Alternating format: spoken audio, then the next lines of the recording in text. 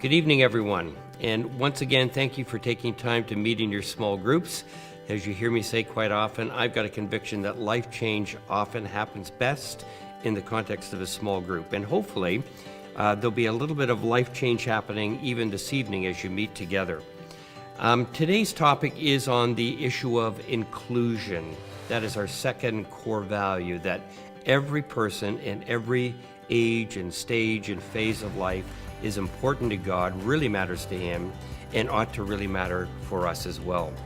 When we talk about inclusion, or the core value that we looked at last week on truth, they're kind of motherhood themes, aren't they? You would think that every church needs to be preaching the truth and being welcoming to everybody and anybody that walks through the doors. They're motherhood themes, and sometimes we can miss some significant thinking on those things because of the familiarity of those topics to us. And I don't want us to get into that trap here this evening, even as you talk about inclusion. Every church thinks they are very welcoming and very loving and very caring. I guess we have to ask the question, are we really? Are we really as loving and caring to people as we maybe think that we are?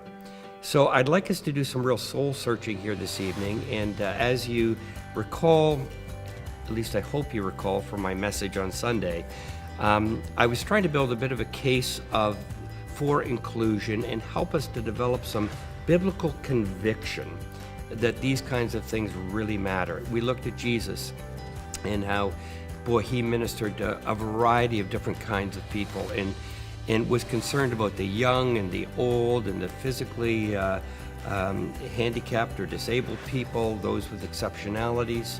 He ministered to up and outers and down and outers, criticized for that. He even ministered to the religious and the irreligious. Does anybody who is interested, he was all over them, really wanting to help them understand the kingdom of God. We also looked at the New Testament church as well and saw how they were so aggressive and welcoming to anyone and everyone. And then we looked at some of the writings to the churches and how inclusiveness was such a key biblical priority. We ended up just taking a quick look at Revelation, and even there we see that inclusiveness in the future kingdom of God is a big deal. So I hope that you have some fun discussing this, can move beyond the obvious and ask some really hard questions. Look around the room, see who's missing, maybe who needs to be there. And really go out of your way Sunday by Sunday, please, in meeting new people, welcoming new people, loving new people, regardless of where they come from, what they look like, where they're at in life. We need to be as inclusive as possible because all of those people really matter to God and ought to really matter to us.